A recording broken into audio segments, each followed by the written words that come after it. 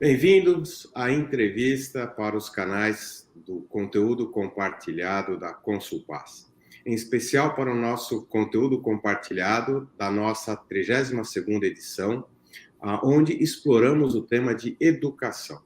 Hoje tenho a honra de trazer um profissional e amigo, o professor e doutor Virgílio Ferreira Marques dos Santos, cofundador e responsável pelas operações por marketing e vendas da FM2S Treinamentos, uma plataforma líder em desenvolvimento profissional e melhoria contínua no Brasil. Com doutorado em processos de manufatura e um Master Black Belt em Lean Six Sigma, tem mais de 14, tem mais, né? Mas vamos deixar assim, anos de experiência na aplicação e ensino de metodologias em várias indústrias e setores. Seja bem-vindo, meu amigo Virgílio, é um prazer tê-lo aqui conosco nos nossos canais aqui de conteúdo da Consulpas. E, assim, para já emendar e a gente dar início, né, e você já se apresentar, gostaria de saber como é que tudo começou, qual foi a sua trajetória e de onde veio o profissional Virgílio até os dias de hoje, meu amigo. Seja bem-vindo.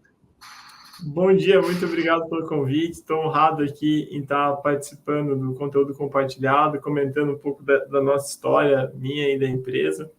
Acho que podia dividir duas coisas, né?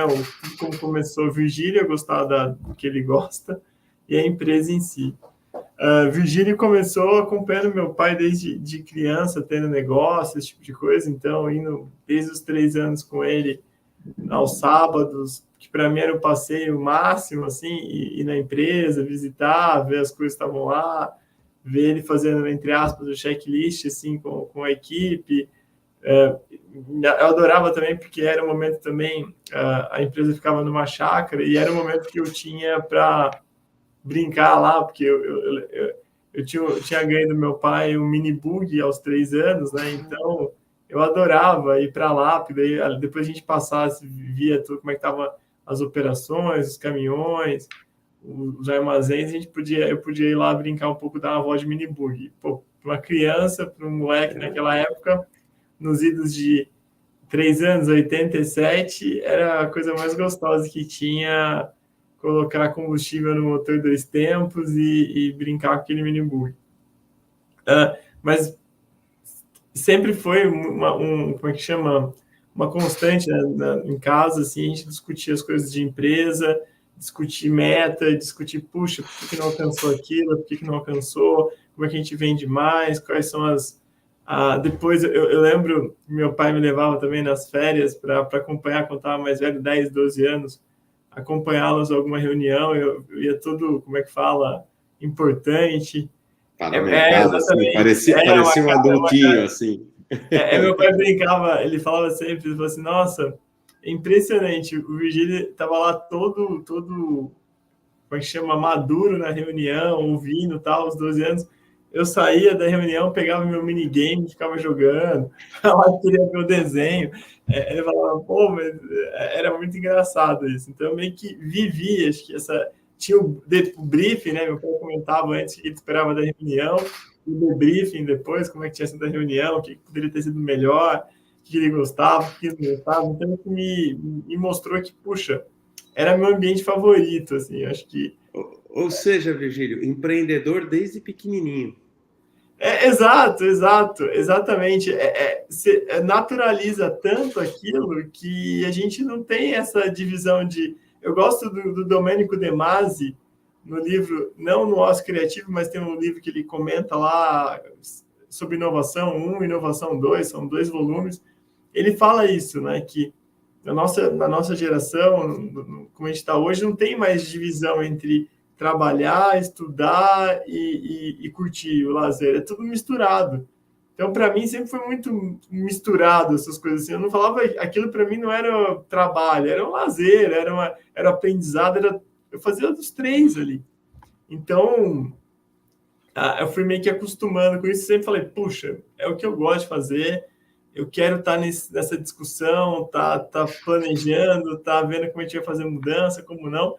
E aí, quando eu me formei, eu acho que eu estava fazendo meu estágio no banco, e eu comecei com, programa de estágio, super legal, banco de investimento, um negócio bem hype, mas não era muito a pegada que eu estava acostumado. Eu gostava dessa coisa mesmo de mão na massa, mas podendo mudar, não tendo que, vai lá, melhora o PowerPoint, muda a cor do PowerPoint. Fala, pô, mas eu já li tudo a respeito de comércio exterior aqui, eu quero aprender, eu sou melhor. Não tem que ficar mexendo em PowerPoint, gente.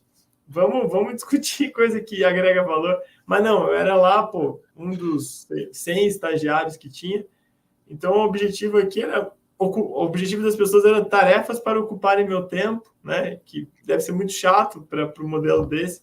Ter um estagiário que está pedindo mais bola, que está pedindo as coisas, você fala, putz, vem ele de novo. Não, vai lá, deixa lá. Então, eu falei, não é por aí. E aí começa a nascer essa necessidade de querer voltar para isso. Aí eu vou lá trabalhar com meu pai, estava fazendo meu mestrado na época.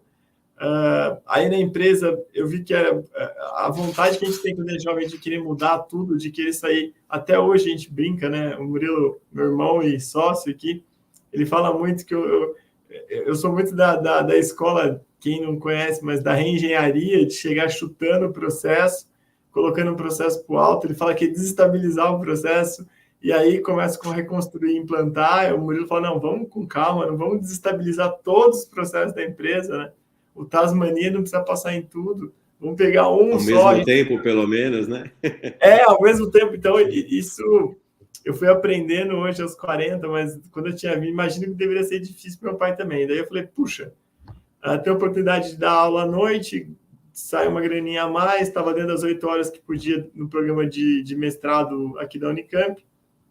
Fui, comecei a gostar. Aí falei, puxa, vou aproveitar a oportunidade de abrir uma empresa de consultoria em 2008, daí eu posso prestar um pouco de consultoria para o meu pai, posso prestar um pouco de consultoria para outros clientes. Começamos com uma gráfica, era, sei lá, era muito dinheiro, era tipo R$2.000 por mês para eu estar lá um dia por semana, era prejuízo, assim, a maioria dos projetos. Mas foram aprendizados, eu precisava implantar ISO, eu não sabia nada de ISO, então eu falei, pô, vou aprender aí. E foi meio que acontecendo. E minha formação foi um pouco nessa linha também de estar em áreas que me ajudassem na questão de gestão. Então, processos me ajudou muito. Depois, aprender estatística me ajudou muito, porque dá uma ideia de controle fantástica. Assim. É isso que, mais uma coisa, né? É mágico para mim poder fazer uma regressão e encontrar que uma coisa depende da outra. Eu não sei por quê, mas depende. Pode não ter uma relação ali, né, entre uma e outra. Uma relação causal direta, eu não consegui equilibrar o fenômeno, mas, cara, tá muito claro que depende. Da que a gente, eu lembro uma vez a gente estava tentando descobrir qual era a quantidade, qual era alguma variável para a gente entender, para correlacionar com venda de volume, de venda de chopp e tal, e não encontrava nada e procurava. Aí, de repente, vamos ver busca no Google. Pum, R quadrado, 92%. Toda cidade que estava crescendo as buscas eram cidades que ia vender bastante, estavam começando a comprar chopp, e sei lá, já deu não sei quantos milhões de redução essa sacada aí do R quadrado. Então, isso para mim é mágico. Então, por isso que eu fui para essa área de processos e um pouco de estatística, que foram as áreas que eu fui gostando mais. Então, assim nasceu depois do FM2S, primeiro com foco na consultoria, depois a gente aprendeu que consultoria tinha seus desafios, a gente tinha que criar um produto, seria uma maneira de a gente poder escalar. Eu sou de uma geração ali no final da faculdade que era muito em voga, falava que o negócio tinha que ser escalável, que o empreendedor tinha que ser escalável, que tudo tinha que ser escalável.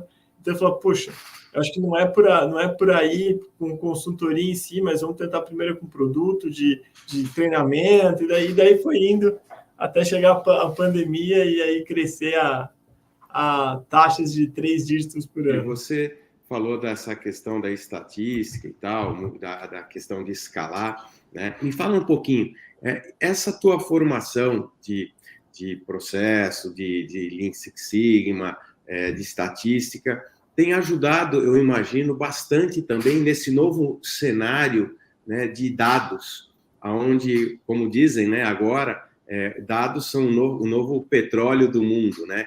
Então, eu acho que ter essa visão analítica, crítica, processual de dados é um diferencial, não é? Demais. Eu acho que as pessoas têm que tomar muito cuidado com essa questão, né? Porque a gente brinca que para você saber trabalhar bem com análise de dados, tem que saber 3 campos de conhecimento bem distintos que a gente comenta. Você tem que saber o mínimo de programação, eu não estou falando de ser um programador fantástico, mas acho que uma organização de como estruturar o banco de dados, como funciona o software, né? Como é que ele faz a coleta, o que é vetor, como é que você vai lá, programa, a gente brincava na programação I++, que é para fazer o vetor passar por tudo, como você integra, como você faz um desenho de arquitetura de dados, como você entende as camadas, o que é banco, o que é sistema de processamento, qual é o script que ele está usando para processar, enfim, o básico de programação. Tem também uma parte importante de estatística que você tem que saber, porque eu acho que os softwares hoje em dia, seja Power BI, seja Python, seja outras ferramentas que vão surgindo, né? Angular, tudo que vai surgindo para a gente, SAS, para tratar, eles permitem que você, como brincava meu orientador, cheat in, cheat out, né? Tipo, se você coloca você pega os dados e pede uma análise lá, ele vai fazer. Se aquilo está ferindo regra da estatística ou não, você não sabe. Então, aí você vai ter ideias e vai ter análises erradas. E as pessoas fazem muito isso. E uma outra coisa que eu acho importante é o conhecimento do negócio. Se você não conhecer o negócio, você vai começar a correlacionar tudo com tudo e, aleatoriamente, você vai chegar em conclusões complicadas. Tem uma brincadeira que a gente faz desde a época que a gente dava pessoalmente os cursos dessa área, que era um site, acho que ainda tem, chama Spurious Correlation, que ele faz essas análises. É muito engraçado. Então, ele fala assim, toda vez que o Nicolas Cage aparece nos filmes, aumenta o número de afogamentos nas piscinas dos Estados Unidos. Então, Nicolas Cage lançou um novo filme, morram porque a gente vai se afogar. Não tem correlação causal nenhuma, mas se você não sabe, a gente brinca, né? Que isso está claro que não tem correlação causal. Mas como eu disse, avaliando o negócio de chope, é muito fácil as pessoas começarem a correlacionar e falar, pô, isso aqui funciona e é assim. Calma, cuidado. Você deve ter pego a época, né, que ficou muito famosa as ferramentas de cubo, as ferramentas de, como é que chamava? Business Analytics, Business Intelligence, que era uma versão mais roots, assim, dessa ciência de dados que está hoje. Versão inicial, vamos dizer assim. Exato. E eu lembro, cara, eu visitava de concessionária de veículo, a empresa que vendia bolo, a empresa de saúde, todo mundo vinha me mostrar uma nova ferramenta. Nossa, eu tenho o Tableau, porque já tem no Excel, eu tenho a outra, porque eu tenho o Power BI, então era febre, todo mundo queria ter, todo mundo queria manjar, mostrar. E aí as pessoas... Só que usar mesmo, né, Virgílio? Pouquíssimos, né?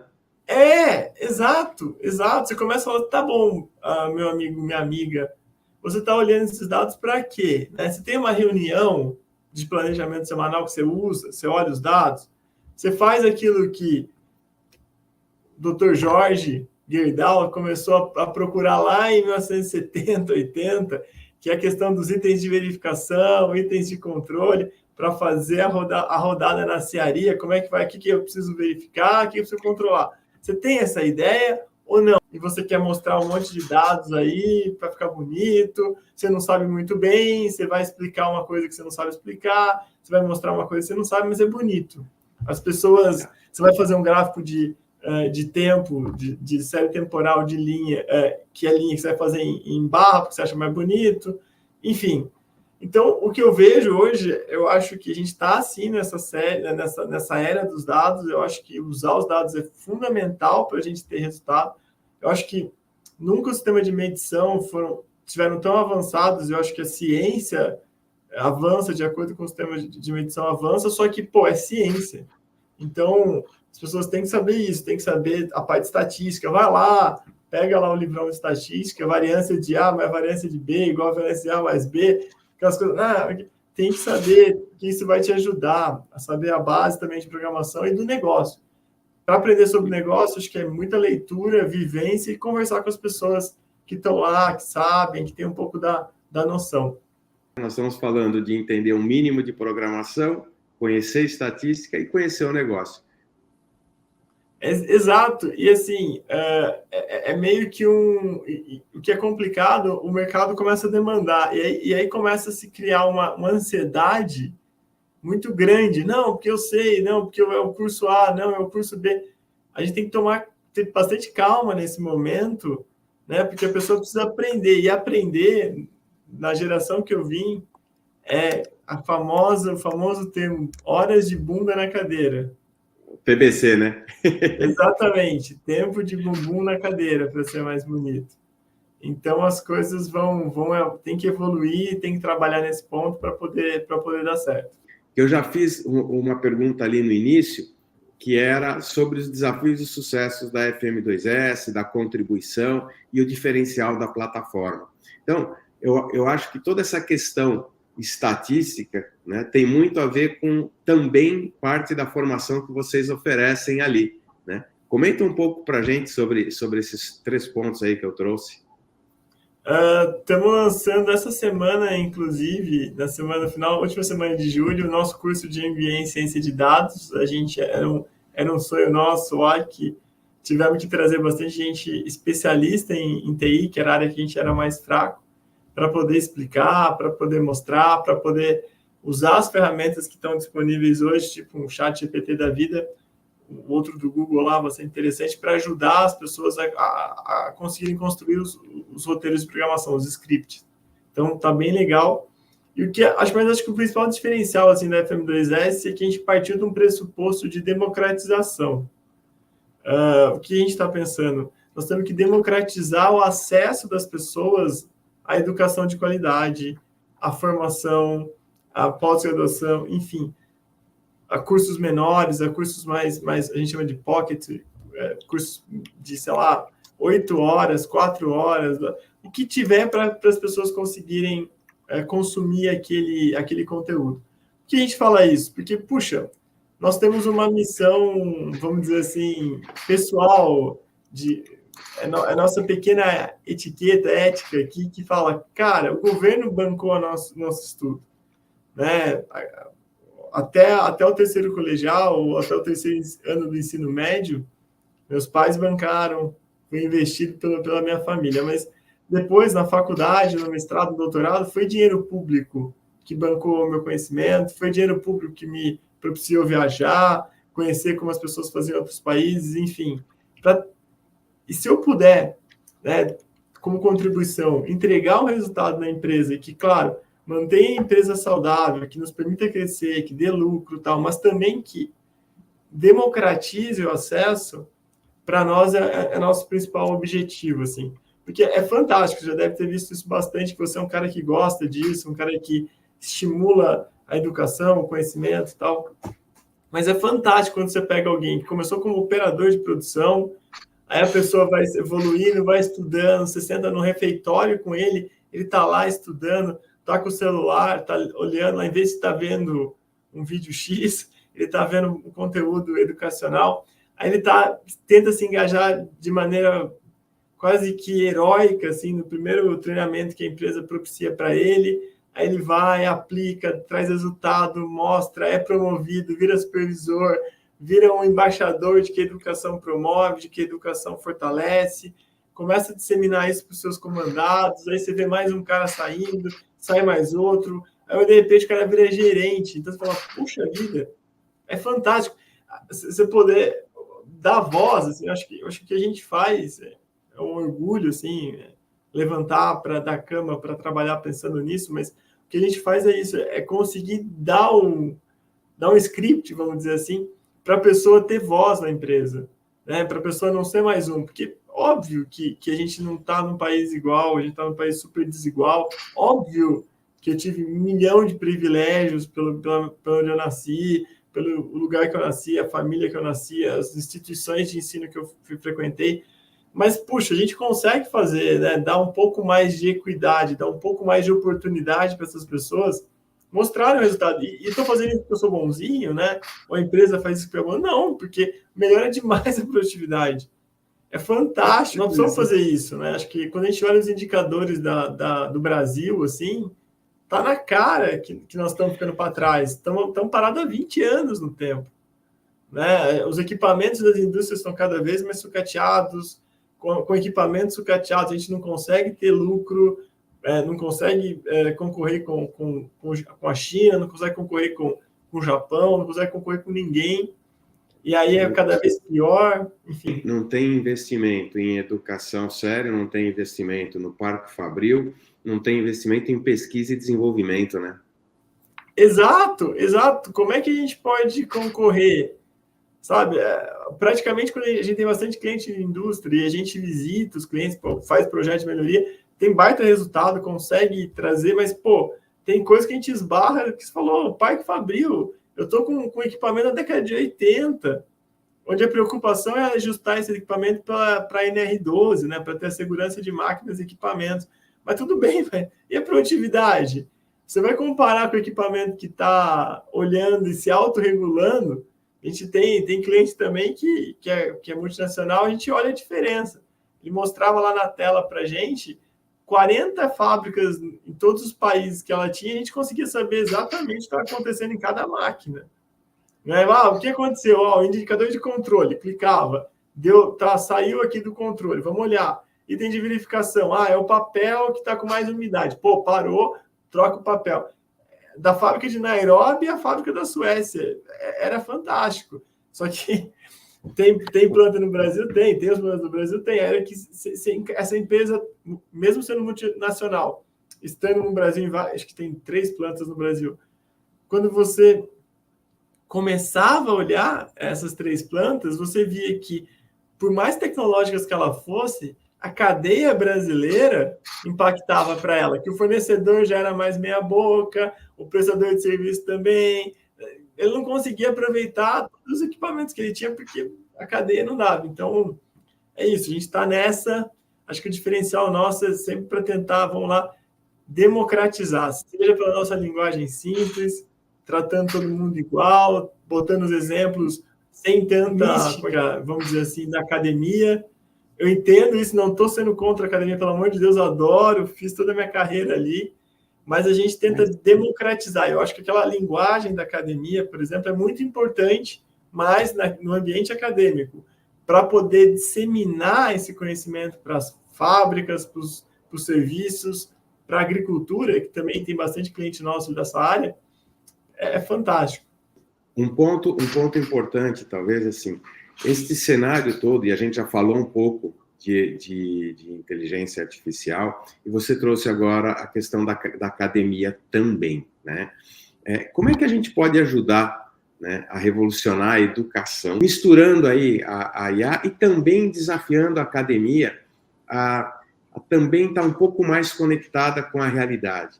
É claro que pesquisas, estudos levam tempo, tem que fazer N testes e tudo, perfeito. Mas como que a gente conecta, uma vez que a gente passa a ter ferramental que permite acelerar, inclusive, etapas, pensar em squads dentro da academia, em processos ágeis dentro da academia, em algumas etapas onde é aplicado, obviamente, né?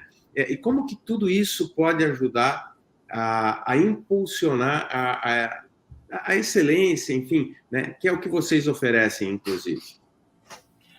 2 respostas, assim.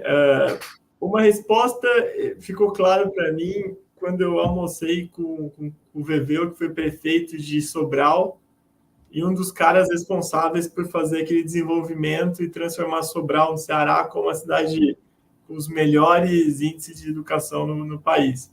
Aquele projeto que o Ciro comenta tanto, Ciro Gomes comenta tanto, eu pude almoçar lá nos Estados Unidos, a gente foi para um evento do Brasil Conference lá, eu pude almoçar ali, tomando um vinho e discutindo educação nessa área. O que ficou, assim, eu fiquei chocado com a inteligência dele, ele também estava lá na Fundação Lema, ele estava ajudando, acho que o objetivo dele principal hoje dele é disseminar a educação, e como é que ele fez lá em Sobral, que deu super certo.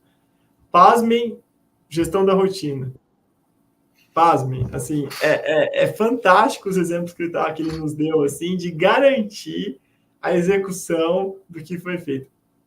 Não tinha IA, não tinha data show, não tinha nada, era a gestão da rotina, era entender e alinhar os objetivos das pessoas, dos professores, de todos os diretores, exatamente de todo mundo que estava na cadeia da educação naquela cidade, para que eles fizessem o que o sistema estivesse propondo. Então, eu acho que a primeira coisa a aula que ele me deu assim nesse almoço, lembro até hoje, às vezes eu mando mensagem para ele quando eu vejo alguma coisa, falo, pô, é fantástico assim o que eles fizeram, sem mais investimento, sem mais pirotecnia, sem nada, só garantindo a execução. E, para conseguir fazer isso, se empenhar claramente, não vai, mostrar que o sistema é mais forte do que o elo mais fraco, que são os professores, que são os alunos, que são os pais. Todo mundo tem que estar entendendo que a parte do sistema tem que estar alinhada no sistema, e o sistema tem que incentivar as pessoas que se comportam como ele. Então, vai ter bônus para quem não faltar? Tem que ter bônus para quem não faltar. Vai ter padrão de livro? Vai ter padrão de livro. Vai ter padrão de aula? Vai ter padrão de aula. Poxa, falando um pouco da FM2S, a gente tem padrão para tudo. Nós temos POP para aula, nós temos POP para as nossas dinâmicas, quando faz a aplicação em cliente. Foi sempre assim? Não foi, era talento. Né? Como diz um dos meus professores na academia, ele falava que a diferença dele para os alunos no início, que ele começou a lecionar, é que ele tinha lido o livro antes. A gente também já deu aula nesse modelo. Né? Eu li o livro antes, pego os exemplos que estão lá no livro, já era, vamos lá. Só que assim, a qualidade é muito pior.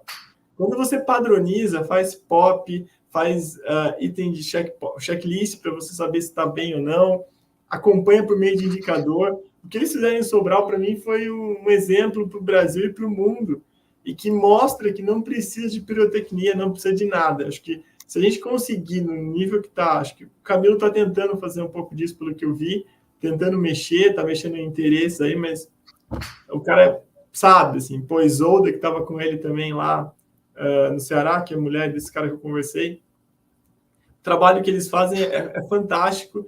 Eu acho que tem desafio para caramba, mas é por aí.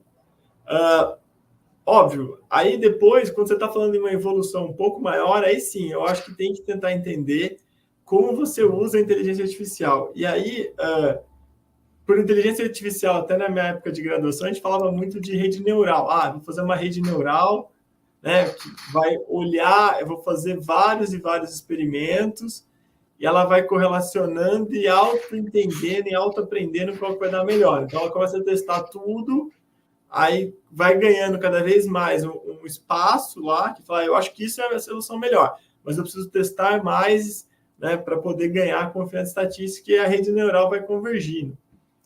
Isso é uma baita ferramenta, acho que está evoluindo, tem que ir para isso. O que eu tenho um pouco de medo? Quando as pessoas entenderam que vetorizar a linguagem, como foi feito lá, que possibilitou a criação do ChatGPT, da inteligência artificial generativa, como está agora, eu acho que é fantástico, eu uso, me ajuda demais a fazer programação, a programar as coisas, a fazer um texto, a revisar um texto, só que eu tenho que entender que o que está lá teve uma origem, tem viés, tem as coisas. Eu brinco sempre. Se você não tem conhecimento da teoria, o ChatGPT não é um gabarito gigante. E às vezes eu tenho medo porque as pessoas usam, né? Eu acho que o brasileiro gosta muito de olhar para o gabarito e fazer a sua solução chegar no gabarito do final do livro. Essa acho que é a principal crítica, né, que eu tenho quanto a isso. E eu compartilho com você, Virgílio. Tenho uma preocupação muito grande. Eu estou nessa também, porque assim, eu acho que o maior problema, não estou considerando as pessoas que não tiveram acesso à educação, considerando só essa bolinha que eu vivo com acesso à educação. O principal problema é que a gente não sabe elaborar hipótese. É o que eu falei, você quer dar uma prova para zerar a maioria das pessoas, você vai lá e não dá os dados. Você fala assim, olha, calcula isso, sei lá, calcula a altura do poste baseado nas suas hipóteses. As pessoas não conseguem falar, mas a sombra do poste, o horário que vai estar, isso aqui por semelhança de triângulo, as pessoas não conseguem. O professor sempre brincava, ele falava, se a gente colocar lá 1 mais 1 e perguntar a resposta, todo mundo vai falar que é 2. Agora, se eu colocar um traço em branco, mais um traço em branco e falar que é igual a 2, Quais dois números que somados pode ser 2? As pessoas travam. Em vez de um falar assim, pode ser 1 mais 1. É difícil, pode ser 0 mais 2, 2 mais 0. E olha que interessante, Virgílio.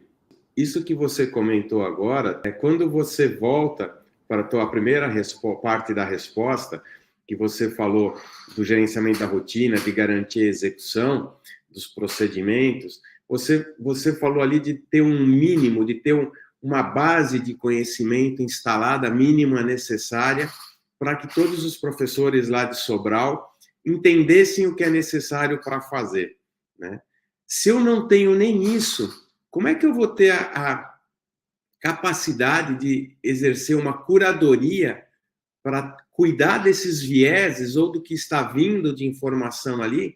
Porque eu estou acreditando, né? Porque como eu não tenho, ou não fui preparado, ou não me preparei, melhor dizendo, porque a gente é que tem que se preparar, né? Para poder fazer uma análise crítica, a resposta que vem eu aceito, porque foi o tal do chat GPT lá, ou sei lá qual, ou do Copilot, ou quem quer que seja, que me deu a resposta, e se ele deu a resposta, está certo, né? Eu não consigo fazer a crítica. Então, interessante as suas respostas, elas se complementam ali, né? Eu não tenho um mínimo necessário e já estou querendo usar a melhor parte, né? Que seja um machine learning, seja uma inteligência artificial, seja o que for, né? Redes neurais, enfim, o que for, né?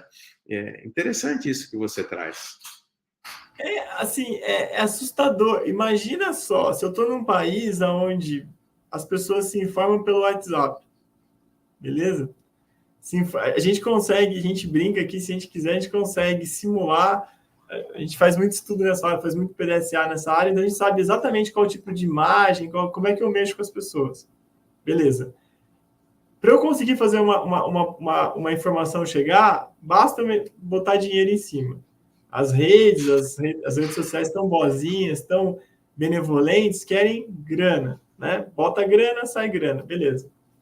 E aí eu vou ter esse bando de gente olhando uma ferramenta como Copilot, como ChatGPT, como Gemini, e aí vai olhar isso, imagina que legal, o cara vai estar lá escrevendo, em vez de ele exercitar o poder de síntese, ler, puxar referência, saber, ele vai simplesmente, Copilot, faça isso para mim. O ChatGPT, escreva... E é engraçado, né, que a gente que está usando mais ferramenta, a gente olha, é claro os padrões. Se você olhar um LinkedIn da vida, 90% das coisas que estão lá é o ChatGPT que escreveu. E aí você vê todo o viés de comunicação do ChatGPT. Claramente que ele coloca muitas melhores coisas do mundo, que deixam mais... Ele carrega nos adjetivos aqui no Brasil. É incrível. Você pode, usa assim, olha... Ajusta esse texto de acordo com a métrica do Camões, ajusta esse texto de acordo com as teorias do Davenport sobre reengenharia. Tudo bem, ok. Eu acho que ele é um baita compilador de informação. Ele consegue trazer muito rápido a informação para você. Agora, se você não tiver uma base, bicho, exatamente, você falou, se ele virou um oráculo, eu estou falando que 80% das minhas decisões vão ser tomadas pela média que existe na internet. E média é mediocridade, né? Para quem não... Mediocridade, né? Ordinário, como a gente fala também, né? Que é o padrão. Então, nada contra. E deixa eu fazer mais um gancho aqui, Virgílio. Isso tudo tem um papel relevante da liderança, dos gestores, né? Como é que vocês estão trabalhando com esse público, Virgílio? Como é que vocês estão ajudando, né, as lideranças, os gestores, a gerenciar essas mudanças, a implementar estratégias nas empresas, nas organizações? É um desafio gigante. A gente tem aqui, a gente cria na FM2S, a gente criou algumas personas aqui para tentar mapear as conexões de consultoria, de treinamento e tal. Tem um perfil aqui que a gente considera o perfil premium para a gente, que a gente se comunica melhor, que a gente tem mais proximidade, que a gente tem mais confiança quando vai, que a gente chama de líder que quer aplicar. Esse líder é aquele cara que, tá olhando lá no final de semana, lendo uma Harvard Business Review, fala, caramba, olha como os caras resolveram aplicar aqui, sei lá, feedback ativo. Olha como esses caras resolveram aplicar o BI. O cara fica fascinado, ele começa a criar uma saga ali para conseguir aplicar, para fazer. Ele sabe da zona cinza, ele gosta da zona cinza, ou seja, ele sabe que para aplicar vai doer, vai ter bastante desafio, vai ter problema, vai ter que voltar, vai ter que... Esse cara, para nós, é fantástico. Então, para esse tipo de líder, para esse tipo de liderança, a gente entra junto, ajudando ele a colocar, a aplicar. Ele nos contrata muito para poder disseminar o conteúdo que ele viu, que ele, como uma pessoa que tem bastante portfólio, bastante conhecimento, consegue curar, mas não tem tempo, às vezes, para disseminar isso dentro da empresa. Então, ele nos chama para que nós façamos isso, os liderados. Dá super certo. Né? Então, a gente ajuda ele a disseminar. E do outro lado, quando você é chamado pelo RH, por exemplo, porque a liderança não acredita muito na passagem desse conhecimento e tal, e vocês são colocados na fogueira lá para, de alguma forma, via RH, não via os gestores, né? Como é que é esse desafio? Não, você está colocando o pior cenário aqui. O pior cenário que existe é exatamente isso. Ó, eu tenho uma verba que obrigatoriamente tem que ser investida em treinamento. Tenho lá. Aí, alguma das pessoas que me falaram que tem uma empresa chamada FM alguma coisa, deve ser uma rádio, deve ser alguma coisa assim, que tem cursos que a pessoa já fez, porque a gente tem bastante curso gratuito e tal. Aí eles vão lá, alguém solicitou um curso para a gente, essa pessoa às vezes nem está mais na empresa, e o RH vem e adquire o curso e melhora. Fala assim, vamos aproveitar então, a gente faz um curso para o Brasil inteiro transmitido. E começa a fazer o curso transmitido para o Brasil inteiro, como se o Brasil inteiro fosse uma coisa só, né? Como se as pessoas fossem da mesma... Tem todas as áreas da empresa ali, tem do estagiário a um diretor, ninguém nem aparece na câmera, enfim... É o caos. E o que acontece? Nosso treinamento vira quase que uma palestra ou uma propaganda eleitoral gratuita, porque as pessoas estão vendo aquilo sem nada, assim, não tem, é uma coisa assim, puxa, vamos lá, vamos fazer isso, ninguém está muito afim, ninguém sabe muito o que é, vamos lá.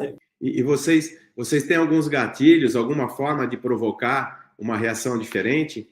Temos, a gente tenta.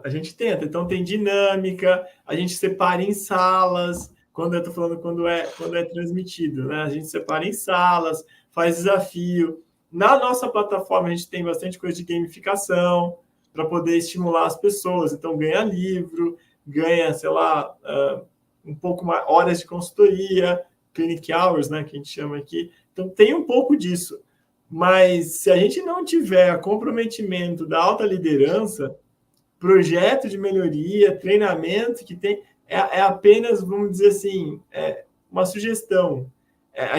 Porque é engraçado, né? Se a gente está falando de educação, se a gente está falando de projetos, se a gente está falando de meta, nós estamos concorrendo com as outras soluções que as pessoas têm. Então, puxa, eu estou tentando resolver um problema, não tenho meta, não tenho método, meta sem método é crueldade, então estou me sentindo mal pra caramba. Então eu vou focar e vou aprender o que esses caras estão falando.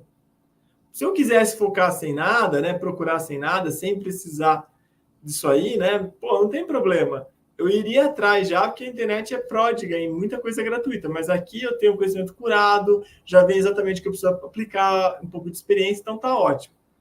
Agora, no outro caso, eu estou concorrendo com entretenimento. Eu estou concorrendo com a festa junina, eu estou concorrendo com uma palestra de um cara famoso, eu estou concorrendo com uma história... Porque o cara não está conectado. O princípio básico da andragogia, que para ensinar pessoas adultas, ela precisa aquilo fazer sentido na vida dela, não está conectado. Então, o que eu faço lá é basicamente contar piada, contar história, porque a gente até brinca, fala assim, não tem ninguém vendo a gente começa a ouvir, às vezes a pessoa sai, deixa ligado tal, para poder ver outras coisas, começa a ouvir a televisão, começa a ouvir a pessoa conversar de outra coisa, que larga ligado o microfone, e a gente para e brinca assim, vamos avisar nosso amigo aqui, que a televisão está muito alta, fala para ele dar mute aí. E a gente não quer, a gente meio que coloca aqui algumas reuniões, algumas coisas para meio que definir que esse não é nosso cliente. A gente não concorre com o entretenimento, né? A gente não tem capacidade. Até porque eu entendo que, como você falou, é algo obrigatório, né? Nesse cenário que eu te coloquei, tem a verba lá e tem que usar, mas deve ser também super gratificante quando consegue chegar lá e engajar, né? Pelo menos parte desse time para isso. Mas, Virgílio, a gente também tem um lado do meu amigo, né? Que é um lado assim um pouco mais voltado para a veia literária. A gente pode explorar um pouquinho disso ou ainda está sob 7 chaves e a gente não pode falar sobre esse projeto literário do meu amigo? Podemos, tá para fui avisado que chegou nesse sábado, dia 27, chegou a primeira versão, mas eu estou procurando ela aqui. A primeira versão está impressa para ver para aprovação final. Em breve teremos o livro aí, Partiu Carreira. Muito obrigado pela leitura e pelas suas contribuições. Foi ótimo assim poder contar com a sua experiência, com o seu tempo para poder dar algumas dicas, explicar um pouco. Esse compilado, né? Ele é quase que isso, é um compilado dos textos que eu fui escrevendo. Eu não sei se pode chamar de veia literária, mas acho que é uma veia mais de contador de histórias, assim, né? Então, colocar um pouco de exemplo, de coisas. Eu me expresso melhor por meio da literatura, escrevendo, assim. Eu acho que eu consigo me expressar melhor do que falando. Então, eu gosto muito de escrever sobre isso e esse é o nosso lançamento. Aí vamos divulgar nas redes, vamos fazer várias ações com o livro, que eu acho que é legal. Acho que quando uma coisa que todo mundo que leu, assim como você, mas as outras pessoas também me deram um pouco de feedback dessa versão inicial, que parece que é uma conversa comigo mesmo, né? As pessoas falam, poxa, parece que eu estou conversando com você lá, então eu estou vendo o seu jeito de falar, você conseguiu colocar isso no livro, então eu fico muito contente, né? Quem não me conhece vai estar me conhecendo um pouco pelo livro. Eu acho que isso é mágico, assim, eu vou estar chegando a mais pessoas ainda. Só vou reforçar aqui, quem tiver a oportunidade, assim que for lançado, leia, porque eu já tive, né, como o Virgílio comentou aqui, o privilégio de ler preliminarmente, e é verdade, parece um bate-papo com o Virgílio, ele contando as experiências, não vou dar spoiler não, fica tranquilo, mas vale muito a pena, né, para todas as fases da gente, para quem está começando, para quem está no meio da carreira e até para quem está parando, porque tem reflexões lá de todos os tipos, né? Então, recomendo aí, né? E a modéstia do Virgílio, como sempre, né? Não é uma veia literária e tal. Vocês vão ver a hora que o livro sair, né? É uma veia literária, assim. Quem sabe o primeiro de outros, né? De alguns aí. Então, bem bacana. Virgílio, o nosso tempo, né? Como toda entrevista, toda gravação aí tem uma limitação que a rede nos possibilita. Então, antes de encerrar, queria agradecer esse bate-papo, e se deixasse a gente ficaria aqui o dia inteiro, né? Eu sei que isso também é um clichê, mas é verdade, é porque a gente se conhece, e essa troca vai fluindo e a gente poderia ir interagindo aqui por muito tempo.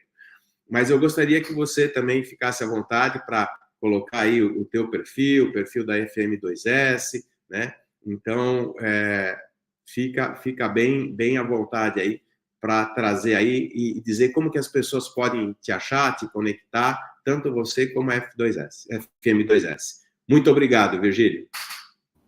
Obrigado pelo convite, fico muito contente de participar. Aqui, a gente tem uma afinidade muito grande desde os nossos encontros no GESC lá, no grupo de serviços compartilhados. É muito legal poder estar trocando isso. Acho que uma das vantagens de ter um nome não muito comum, Virgílio, quando as pessoas buscarem no Google aí, provavelmente vão chegar até mim, que a gente publica bastante coisa. Tem Virgílio MS, Virgílio FMS, tem vários nas redes que vai. O LinkedIn é Virgílio mesmo. Virgílio FM2S, nosso nome também é bem diferente, mas acha fácil. Tem muita coisa legal na nossa página da FM2S, no fm2s.com.br, as pessoas podem acessar. Tem 12 cursos grátis disponíveis para quem quiser fazer, aprender, conhecer um pouco mais. Então, estamos bem acessível. Espero que a gente consiga com isso, com esse papo aqui, mexer um pouco nessa vontade das pessoas de começarem pelo básico, porque o básico bem feito dá muito resultado e muito sucesso. Minha esperança. Grande abraço. Virgílio, obrigado. E gostaria de comentar que a FM2S, assim como a Consulpaz, fazem parte da rede Conexões Empresariais, uma rede de empresas que se complementam. Então, estamos chegando forte aí no mercado, né, para trazer conteúdo, trazer consultoria, trazer tecnologia, enfim, temos várias frentes de atuação aí desse ecossistema, né, da rede Conexões Empresariais, da qual tanto a Consulpaz como a FM2S fazem parte, e deixar aí o nosso agradecimento, então, mais uma vez, à FM2S e ao Virgílio. Um prazer tê-lo conosco. Até mais. Abração. Tchau, tchau.